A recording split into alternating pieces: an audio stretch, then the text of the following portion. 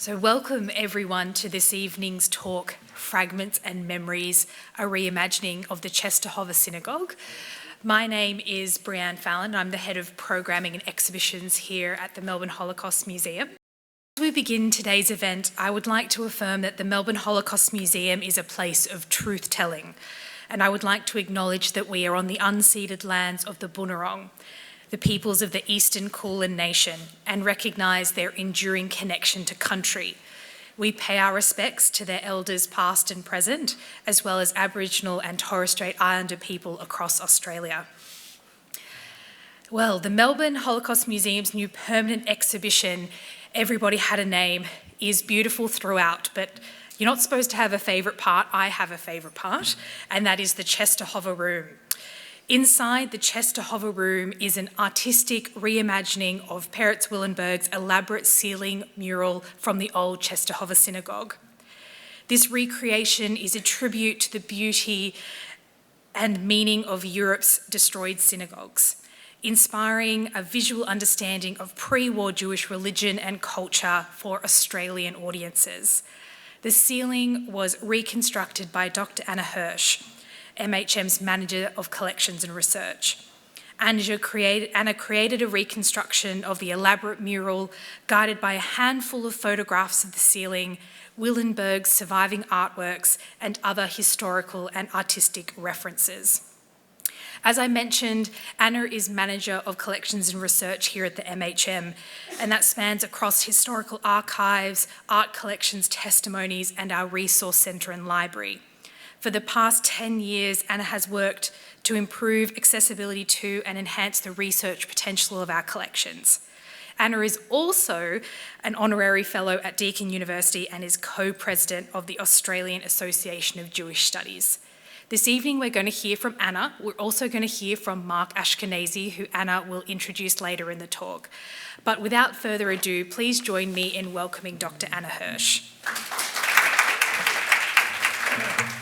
Thank you so much, Bree, for your very kind introduction, and thanks everyone for coming out in the cold this evening.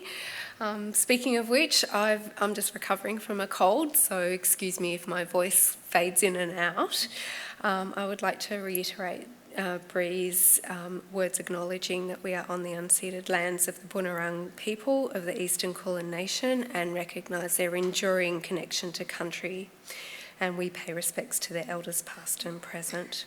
And I would also like to honour all Holocaust survivors in the audience, and most particularly my father, who is my inspiration. Thank you to family and friends and all in the audience for coming, and I also express my heartfelt thanks to Alon Goldman, the head of the Society for Czestochowa Jews, Ada Willenberg and her daughter Orit Willenberg-Giladi, Malka Silberstein, Mark and Len Fagenblatt, Arik Tibel, Gilly Jedwab, and Sandy Saxon, and a special thanks to Mark Ashkenazi, who will be joining me to fully describe the photographic and intricate digital post-production. So how do we get from this to this? And then finally to this. Tonight's lecture will describe the development of the Czestochowa ceiling artwork in our museum's permanent exhibition, and contextualised with historical information on the Polish city and on artist Peretz Willenberg. And we'll explore some of the imagery and the enduring symbolism with interpretations that can be considered both Judaically specific as well as having universal application. So as with all projects, it takes a team with individuals contributing their talents and strengths over many years to obtain the strongest outcomes. The concepts of the Czestochowa Room were developed by the MHM curatorial team of Jane Josem, former CEO, and Sandy Saxon, senior curator, with Gavin O'Connor and Fiona Kelman as assistant curators. Arik Dibel led the multimedia design projects, and Thylacine museum designers managed the permanent museum project. And my contribution was to work on the ceiling artwork, and this consists of many layers. You could call it a palimpsest of history, broad influences, traditional artistic techniques, and contemporary technologies. And this work might challenge Jean Baudrillard's concept, extending on Walter Benjamin, that when the original is lost and technology comes in to replace it, these methods cause the human aura to disappear, and only nostalgia can restore the original. So we'll find out if that's actually true. And the development of a new exhibition began many, many years ago and included the idea of a section to represent a town from pre-war Jewish life. The south central Polish city of Czestochowa was immediately under consideration, as there was already a strong presence in the museum amongst the survivor guides, and more widely in the community. The Melbourne Jewish community, with its Czestochowa Landsmannschaft, had many Czestochovans from both pre-war and post-war survivor intake, and two significant objects solidified the decision. But back in around 2015 or so, I recall that then Jane Josem, who was then curator, had been inspired by Krzysztof Kwiatkowski's projections on the original interior of the Polish city of Poznan's new synagogue, which had more recently been repurposed into a swimming pool. The coloured lights projected onto the walls of the original shul interior, and they painted a fugitive memorial onto the walls that again could disappear with the flick of a switch, or haunting of the absence of the Jewish community. Around this same time, Czestochowan and Treblinka survivor Chaim Steyer's model of the old Czestochowa Synagogue was about to come into the collection, so ideas were discussed of similarly projecting images of photographs of the interior of the synagogue, which Jane had come across, perhaps in the Yizka book or online. And I think that this was the catalyst towards featuring the outstanding artwork of Peretz Willenberg, who I believe his legacy in the art world is deserving of much more attention. And this is from that Yizka book, so you can see these very small images. When you can enlarge them, you can see just how compelling they are. The Jewish presence in Czestochowa started in the last quarter of the 18th century, with its cemetery sanctified around 1798. Over the years, the Jewish population grew to about a third of the entire population, and Jews were involved in textiles and other industries, trade and finance. Religious presence was orthodox and then later progressive, and there were many Jewish charitable organisations which funded orphanages, hospitals and assistance for veterans and the elderly. And there was a little over 28,000 Jews before World War II broke out. Only around 5,000 Jews were present in the town at liberation, but many of them had come through deportations to slave labour from other locations. So an early version of the old Czestochowa Synagogue was significantly upgraded with community funding around 1872, and the Baroque-style building's exterior was reminiscent of the great synagogue of Vilna, which may align with the origins of many Czestochowan Jews who had come from Lithuania. And the synagogue was again expanded to accommodate the growing population and refurbished in 1928 to 29, had its interior redesigned and embellished by Peretz Willenberg. So when we examine these low-resolution black and white images from the Yizkor Memorial Book, we could already identify that his designs were absolutely breathtaking and compellingly innovative. Willenberg's mural incorporated traditional motifs that are found in many other synagogues, such as familiar views of the Western Wall, or the Kotel in Jerusalem, and the Tomb of Rachel in Bethlehem, which you can see in the centre, and that would have been dated after the Moses Montefiore restoration in 1841. Importantly, we can also see that the designs incorporated Hebrew lettering, so you can make those out along these borders in particular, which are a unique feature of Willenberg's oeuvre, and they function simultaneously as decorative as well as spiritual. Letters in formation, both conjoined and mirrored, reveal his knowledge of the mystical, and I'll speak a little bit more about that later on. So, oh, there we go, there's an image of the tomb. Okay, so who was Peretz Willenberg? He was born on the 19th of July in 1874, which is 150 years ago in 2 weeks, in Makov Mazowiecki, to Ita and Samuel. And Peretz's father worked as a grain merchant, but he was a pious Jew who studied the works of mysticism of Rabbi Eliyahu, the Vilna Gaon, or genius. While Peretz grew up in a religious household, his interests growing into adulthood were firmly in the pursuit of his artistic career, which led him to train at the Warsaw School of Art and in St. Petersburg. The effects of the Haskalah, or Jewish Enlightenment, of the mid-19th century had taken hold of many of the younger generation in Jewish society across Europe, alongside wider socio-political and territorial changes, with some increased opportunities for Jewish people. Peretz lived in Łódź until 1905 and joined the underground as a pro-independence revolutionary. But an arrest threat forced him to flee to Czestochowa. And in Czestochowa, he opened a renowned art school in 1906, and he was also an educator for children and adults, both Jewish and not Jewish. Through recognition of his work and creative talents, Willenberg was awarded a Jewish-supported scholarship and attended the Academy of Fine Arts in St. Petersburg in 1910. He returned to Czestochowa and married Manifa Popov in 1917, and she was a Russian-born nurse who worked at the Czestochowa Jewish Hospital, and she converted to Judaism from Eastern Orthodoxy. And the couple had 3 children: Ita, born in 1919, Samuel in 1923, and Tamara, born in 1936. So, as mentioned, Peretz was commissioned to work on the Czestochowa Old Synagogue in 1928 and 29, and he gave up his other commitments to focus on this extensive interior renovation. Next, in 1931, he worked on a similar interior in Piotrków Trybunalski, which is 2/3 of the way to Łódź from Czestochowa.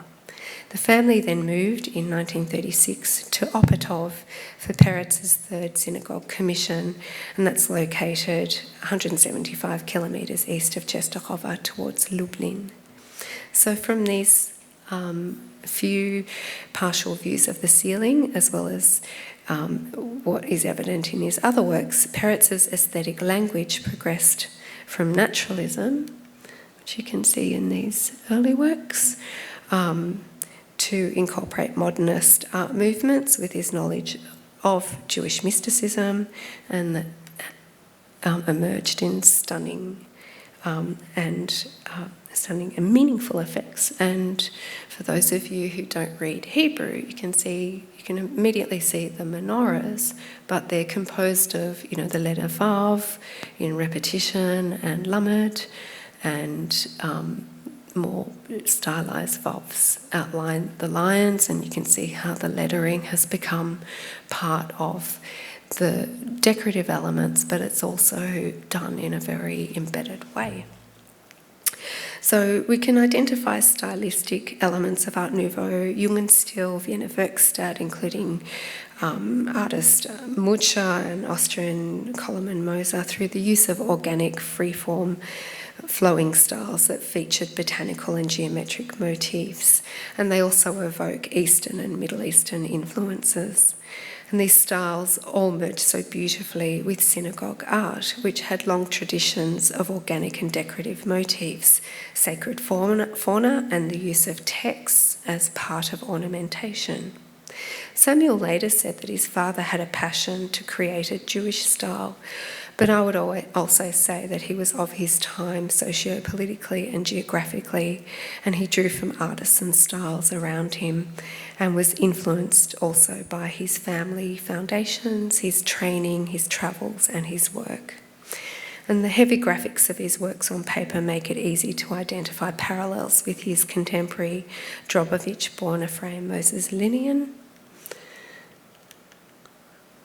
on the left there, one of the protagonists of the Bezalel School in Jerusalem.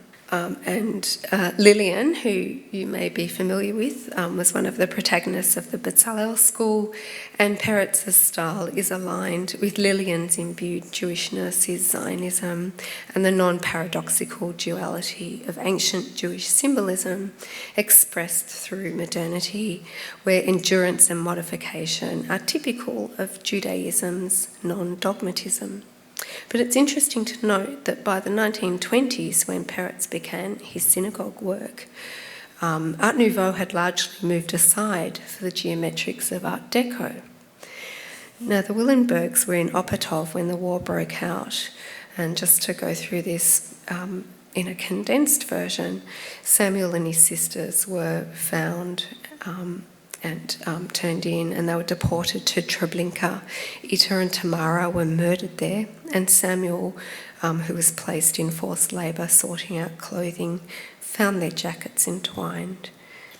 Samuel was one of less than 70 Jews known to have survived the August 1943 uprising, and from Treblinka he went to Warsaw, where his father was posing as a deaf-mute Russian artist who painted Christian images on commission.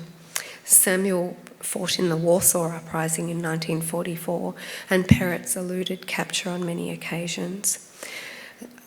They eventually reunited with Manifa, who was using her Christian papers that had been modified to hide her conversion, and after the war Samuel worked with the Bricha, or underground, transporting displaced survivors to go to Mandate Palestine. Samuel married Ada Lubelchik, a young survivor from Warsaw, and the family planned to go to Israel. Devastatingly, Peretz died of tuberculosis in 1947 in Łódź. His 3 major synagogue works had all been destroyed by the Nazis. Only the Piotrków Trybunalska synagogue shell was retained and later restored as a library. And so we can only glimpse these fragments of the Czestochowa work through the few photos that capture partial and oblique views, as well as through his working drawings and descriptions.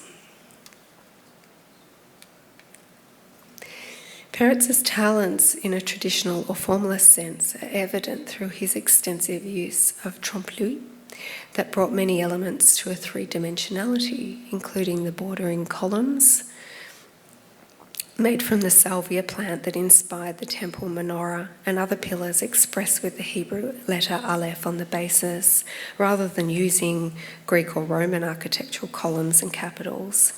The magnificent griffins, or ziz, with their heads in the heavens and their feet touching the bottom of the ocean, are also said to have adorned the temple menorah in repoussé on its base, and alongside the Leviathan have their own place in the Jewish mystical menagerie. Peretz took the opportunity in his synagogue work to represent his unique typographical undulations of the Hebrew alphabet with Kabbalistic conjugations.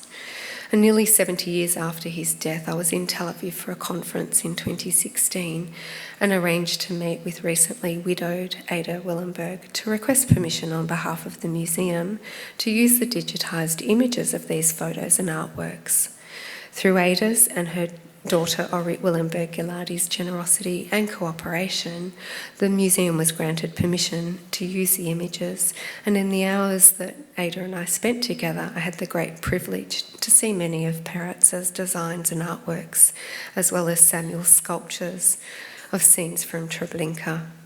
I visited Ada a second time a year or 2 later, this time with Alon Goldman, the head of the Czestochowa Society of Jews, who has been endlessly generous towards our work at the MHM with his support and research assistance.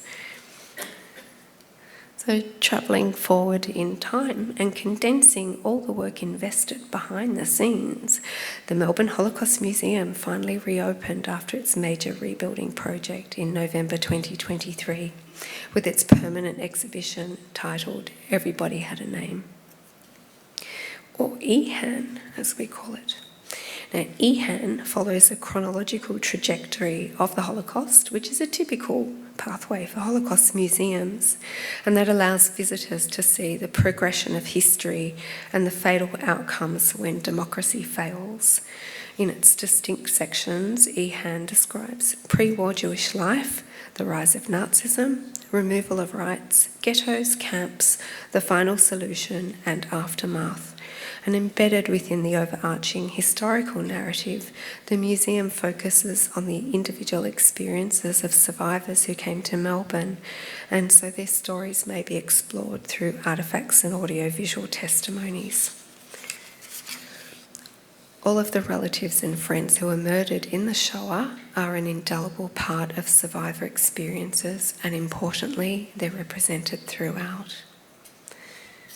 Within the world that was, the jewel box interior of the Czestochowa Room features the most significant historical treasure in the MHM's collection. On the left, you can see the parochet or art curtain from the new Czestochowa Synagogue.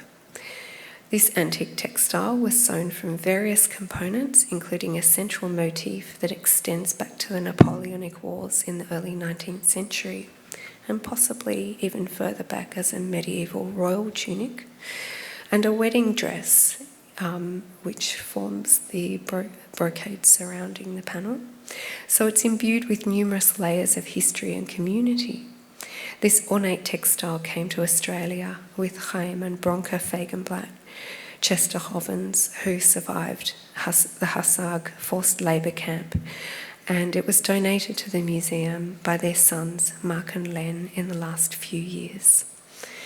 And front and centre, which you view once you enter the space, is Chaim Steyer's model of the old Czestochowa Synagogue in this grand vitrine.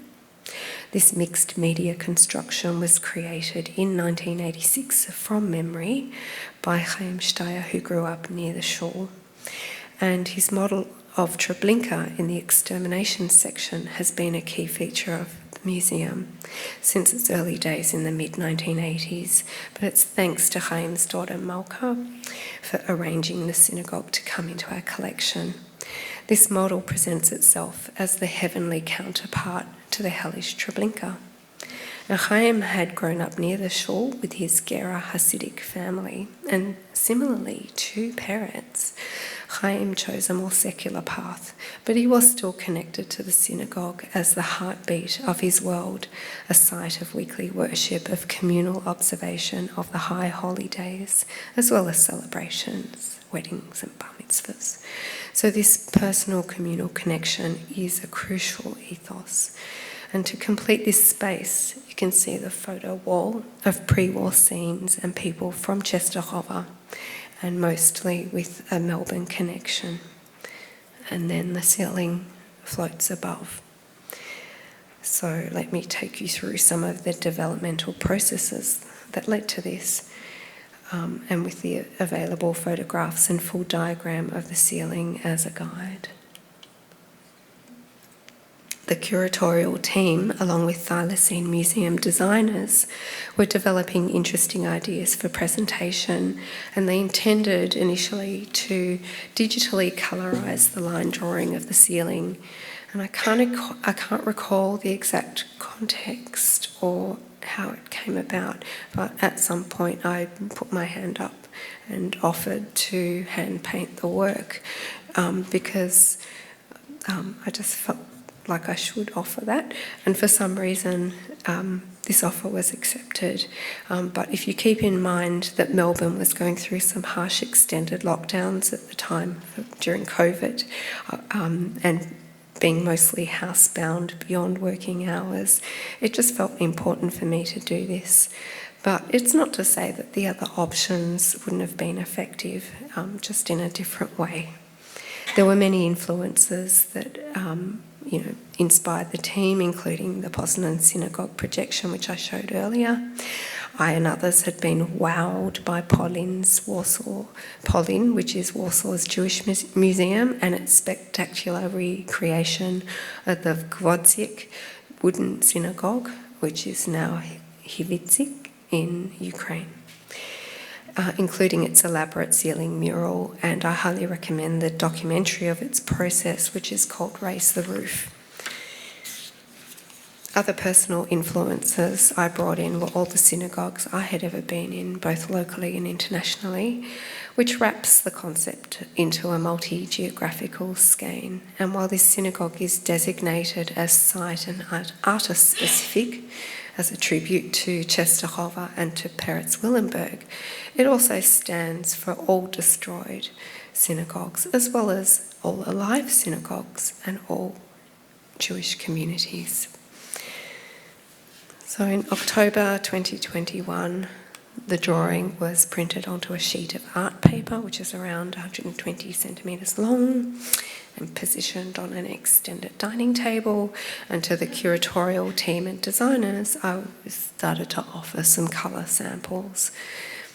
And I started doing some smaller scale trials with using those colours, using watercolour and gouache pigments congruent to both Peretz's colour works, also aligned with an early 20th century Central to Eastern European palette, and avoided any modern pigments.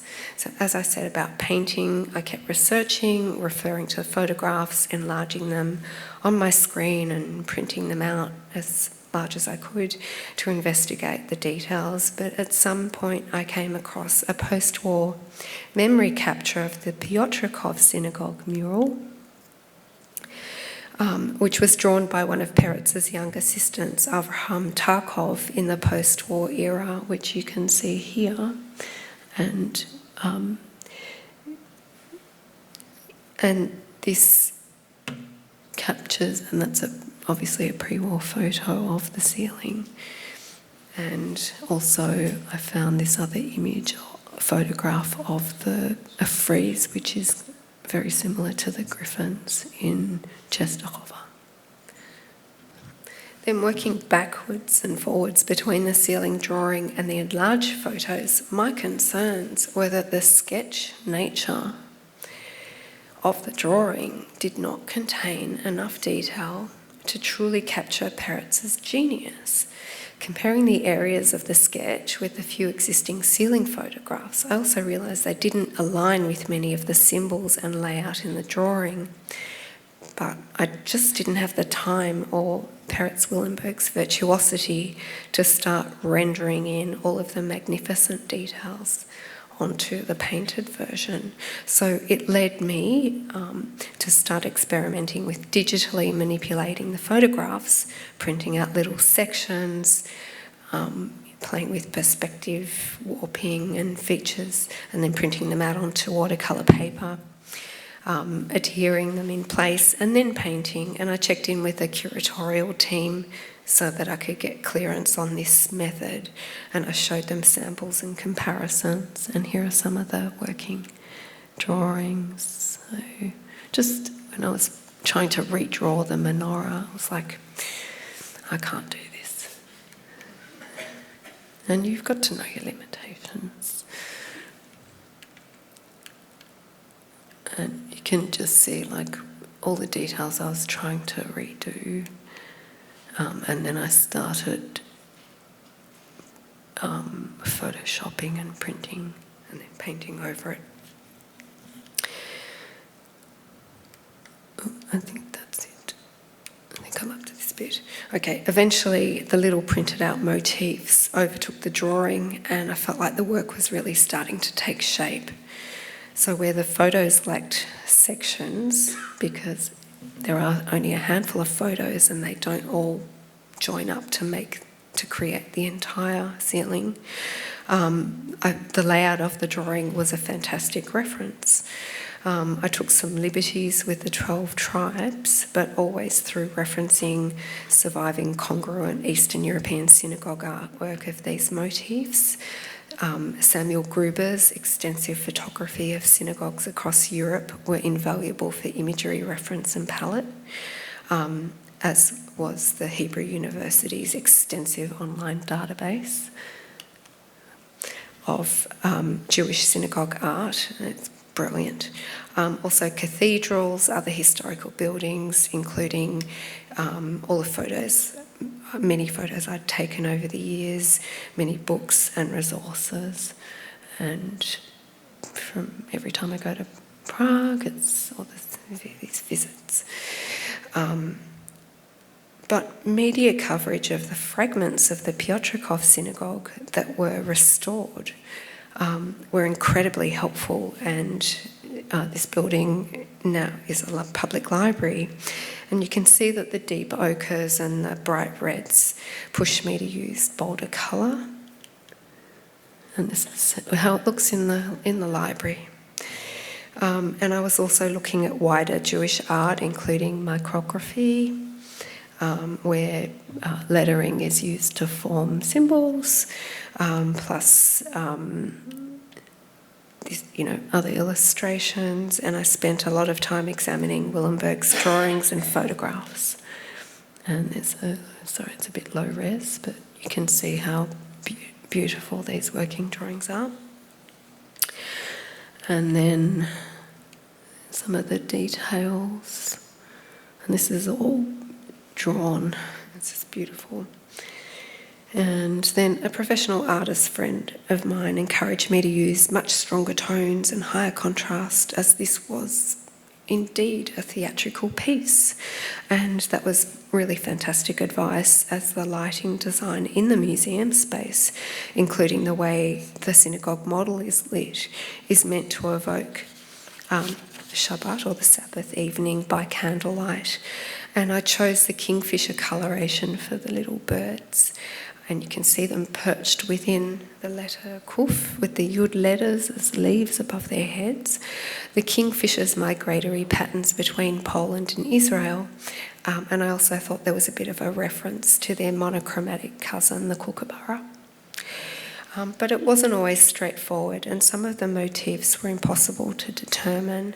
For example, I could barely make out the eagle of the four species from the Pirkei Avot, the sayings of the fathers, in the half-tone image, so I referred to the Dobrova Tarnowska synagogue.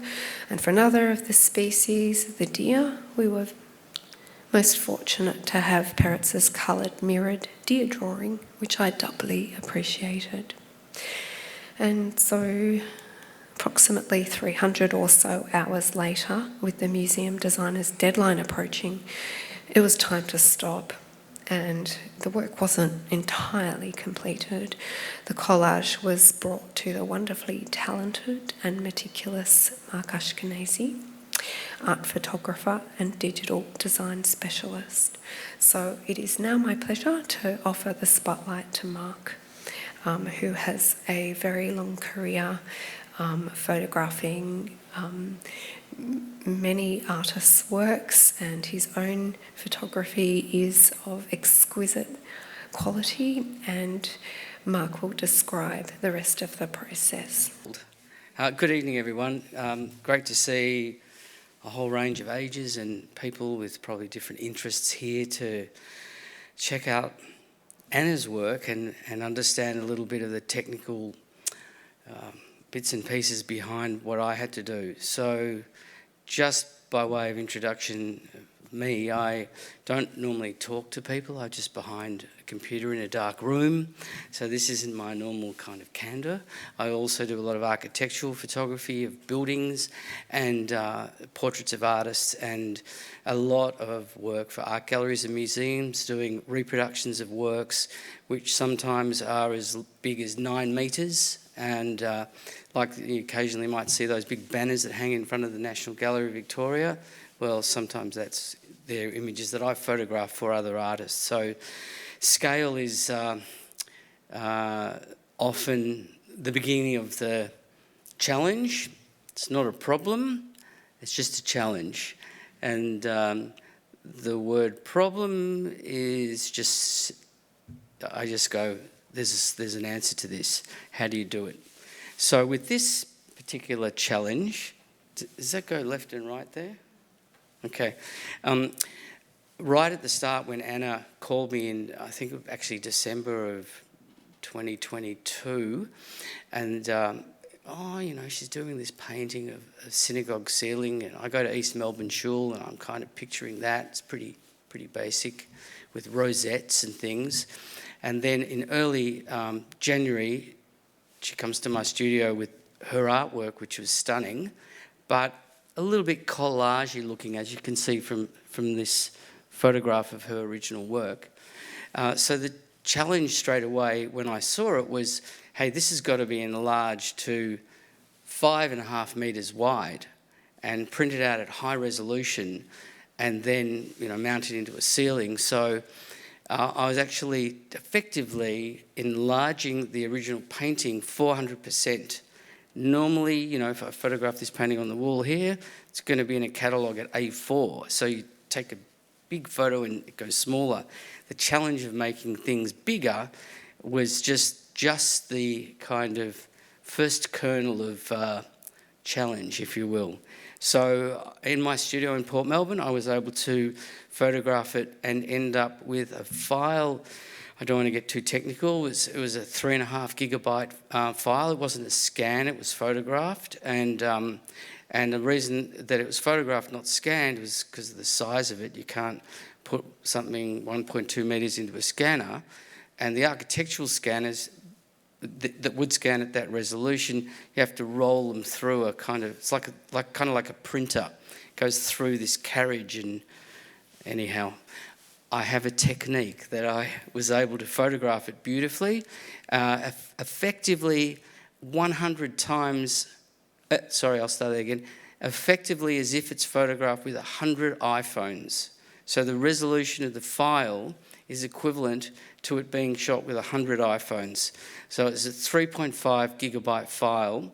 And my first challenge, instructed by Anna, because I do honour an artist's work, my role in particularly, those things like the National Gallery and so on, is to not recreate an artist's work, but to be true to the work and make sure that I don't embellish it. So we'll go next.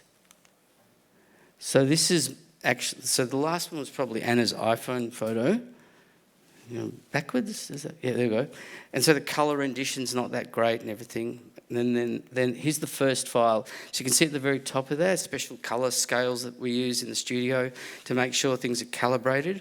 Whilst the colours on this screen look a little bit enhanced, with this digital reproduction work, you're better off having things a little bit up in colour than down, because it's very easy to dial it back later on, but it's not a good idea to increase it later on. You can see there's parts missing on the left-hand side, because Anna was on deadline. I think I got it like in January, and they needed it in 3 months. The place was going to open in March that year. It did kind of work out that way. So the first challenge that Anna was concerned about, which wasn't that difficult, was for me to fill in the missing pieces by copying from other areas and placing them in. That's straightforward. But the hard bit was getting rid of the little joins in the paper. And I didn't want it to look digital, so I had to make sure that when I did the retouching, it was as if it was done with a brush. And so I probably spent about a full week, say, behind that screen in my dark room, retouching the image just to get rid of the joins in the paper, and because it's a 3.5 gigabyte file, it puts a bit of pressure on the computer. So I actually split it up into 3 sections, about 1 gigabyte each, with a nice overlap. So I was able to work on them at speed on the computer, and then I rejoined it all together, and there's a special bit of software that does it absolutely perfectly with no joins. So we'll go to the next image. I don't know the order here. We'll see. So this is a close-up of where you see the joins. And why I'm being a little bit persistent about telling you how I had to tidy up the joins, this piece is shot, it's like 5 metres long, you've seen it, but you could take any bit of that 5 metre image, just one A4 section of it, and use it as the cover of a book. So the resolution of the file, as you can see here, this is larger than life virtually. It's probably about the size it is, but you can see everything really, really clearly. So I had to make sure that the retouching was, this whole thing with Photoshop. If you do it, you've got to do it so no one can tell you've done it. Otherwise, you get into all sorts of trouble with the media. So Thankfully, this wasn't for the royal family. So that's this section in the middle there where there's a menorah. If you have a look here, that's zooming in after I've retouched it. So it's pretty damn good. But what I wasn't trying to do was overcorrect Anna's work. I still wanted to look like a watercolour gouache painting. So I haven't gone in and got rid of little scratches or marks that are from an artist's hand. And we'll go next, see what happens next. Okay, that's zooming in even more. So you can see the resolution of the file is sufficient that the museum could sell these as posters or sections of them in catalogues and whatever. I don't know whether they've got plans, but it'd be cool if it was a poster, I reckon. Okay, so I'd fully retouched the whole thing and I thought my job was done. And that was about March, the original deadline for the museum to open. However, what we hadn't fully realised is that the design team that designed the whole museum space, the galleries and so on, had come up with this architectural 3D concept where the entire image was going to be cut into triangular shards, if you will, and then on a three-dimensional aluminium backing be layered in as it is today. The problem was that because Anna had worked from original drawings and then hand-painted it and not being fully clear on, because Stylus and the designers hadn't made it fully clear on the extent to which this architectural manifestation of the diamond shards, the way it is today, meant that the image had to be, the geometry in the image had to be re-corrected for where all the joins in those triangular tiles were.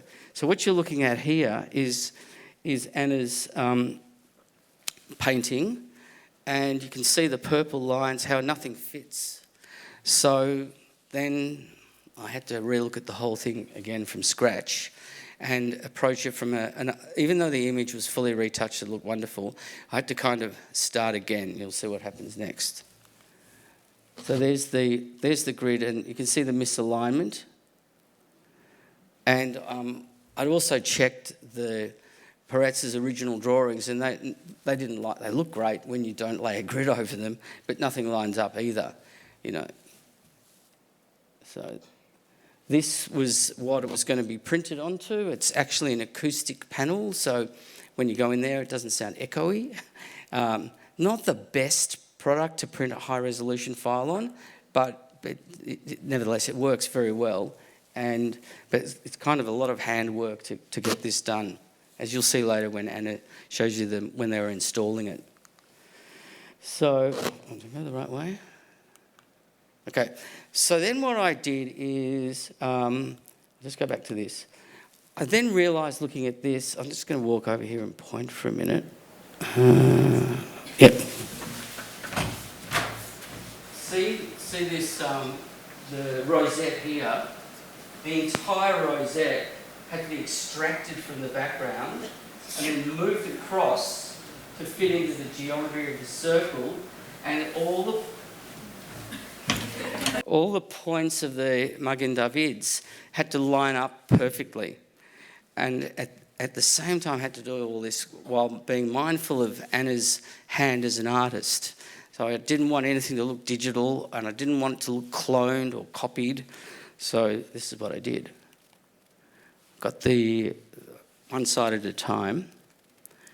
I then extracted the middle rosette from one of the Magen Davids, and then I extracted the points of the Magen David and manually kind of lined them all up.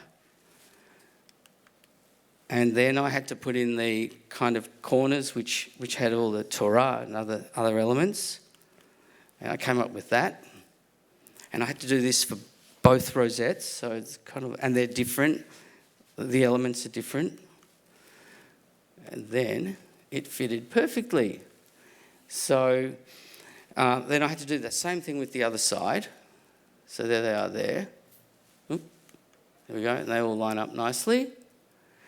But the problem was that whilst I was okay doing that top layer, the underlying image was all a bit in the wrong spot as well. So I then had to, without altering Anna's intention, I actually had to kind of move things around. And now you can see here, I think, that's pretty good, isn't it?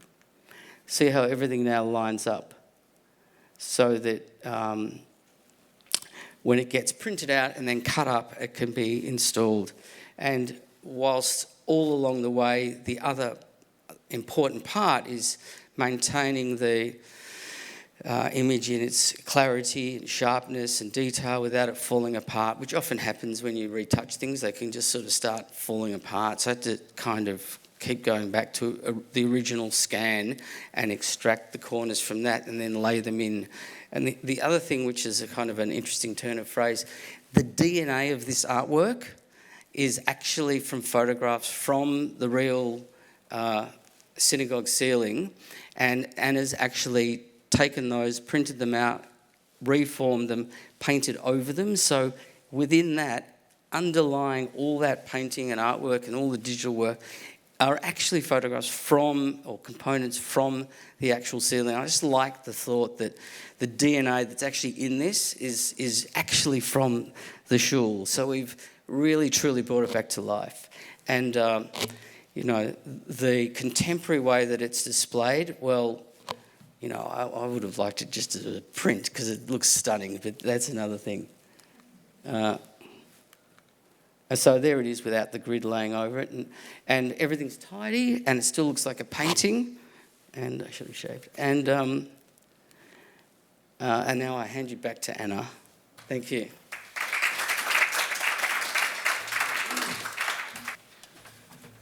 Thank you, Mark, and thank you for this opportunity to apologise to you in public. But just incredibly meticulous, and just the amount of work that Mark invested was just amazing. So thank you. So there's me looking slightly hysterical when we got the pieces in because you know, we'd seen the samples of the Ortex panels and finally it arrived, and then these guys were placing each of the little segments into the ceiling. It was quite fascinating to watch because I'd been using 000, you know, brushes and this sort of very tiny scale, and now it's all ceiling level. And there we go. But so now that the ceiling is installed and we are welcoming visitors from all backgrounds, we can ask, what does it mean and for whom? And so while I was working on the painting, it was this real intense meditation where Peretz's iconography revealed more and more details. Installed, it's a colourful mural. In the synagogue, it would have attracted the eyes of young children getting bored during services, and as well as inspired a more meaningful response from the more learned members of the congregation. But in a museum, however, this meaning is transformed, and our focus is on education through history to expand minds through information. So the head of multimedia on this project, my dear colleague Arik Dibel, developed the accompanying screen with the opportunity, giving people the opportunity to explore many concepts in depth. And it expands the foundational narratives through historical images, explains the meaning behind the symbols, and it offers an engaging interactive where visitors can generate their initials as Hebrew letters. So visitors with maybe a basic understanding of Judaism, they might first connect with the identifiable creatures, the shapes, the icons, the Stars of David, Tree of Life, Tree of Knowledge, and those with more advanced understanding will be able to appreciate the less obvious elements of this work. Now, you can see the interactive and some details. Okay, so those So the Jewish system of pardes allows us to investigate the world through levels of meaning from the superficial to the esoteric, and the ceiling work embodies Jewish culture and history, and along with the information available through the portal, can help to demystify our religion, identify similarities with people's own cultures, as well as encourage an appreciation of difference. And Jewish mysticism's concerns of the hidden and the revealed are shown through these series of letter hybrids, and they can immediately appreciated for their decorative effect, which symbolises structural perfection, but they also may be understood at a profound level through their gematria or numerical value. And perhaps this draws a parallel to the act of creation via chemical structures of the universe, where a combination of elements create complex forms and phenomena, and through mathematics, where equations and numbers can describe physical realities.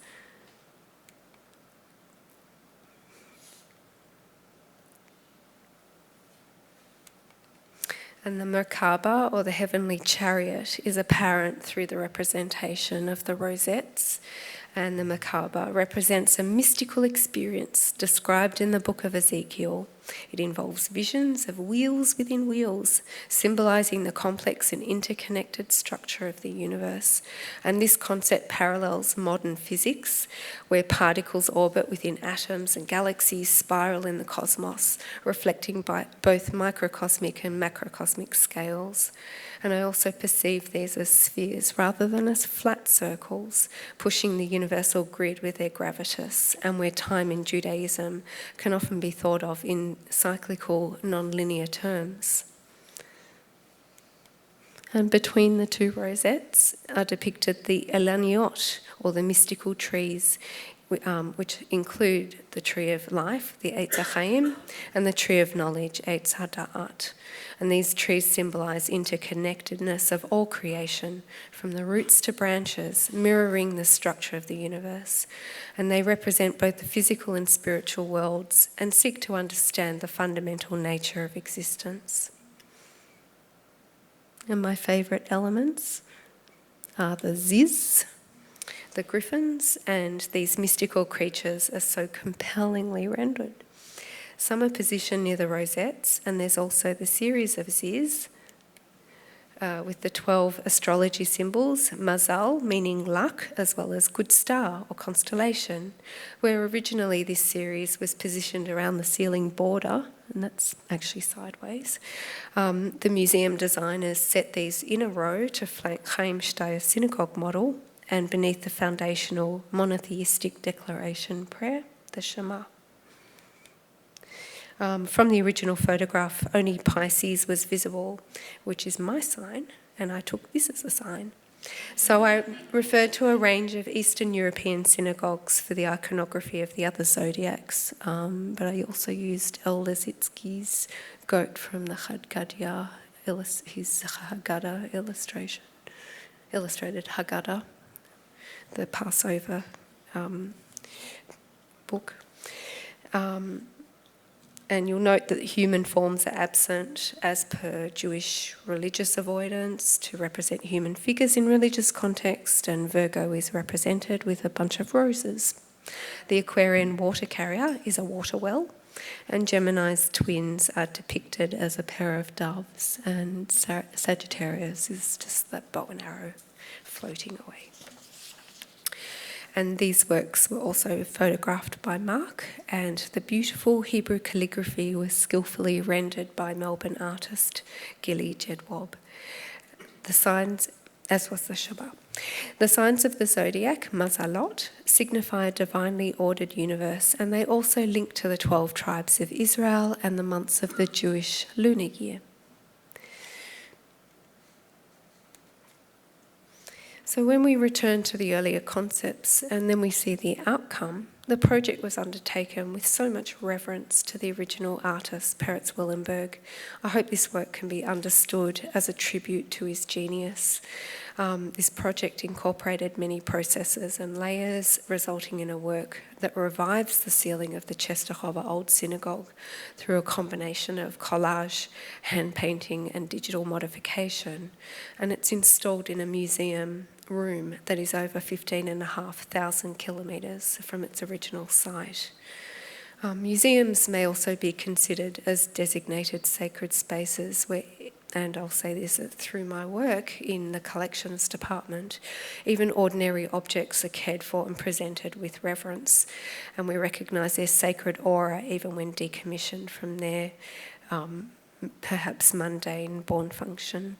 Religious items within museums transpose a dual sanctity, and this can be understood through cultural heritage appreciation. So, Fragments of Memories is the title of the ceiling artwork, and it alludes to the process of reconstruction where we fill in gaps with research, personal experiences, wider sources, collaborative discussions, and artistic techniques rather than blanks, like when broken archaeological pots are reconstructed. They fill in the gaps with these blank spaces to demonstrate what's missing. So we haven't done that, we've just filled it all in. And importantly, it shows how much beauty, knowledge and culture of the Jewish people was destroyed by the Nazis and their supporters. Thank you.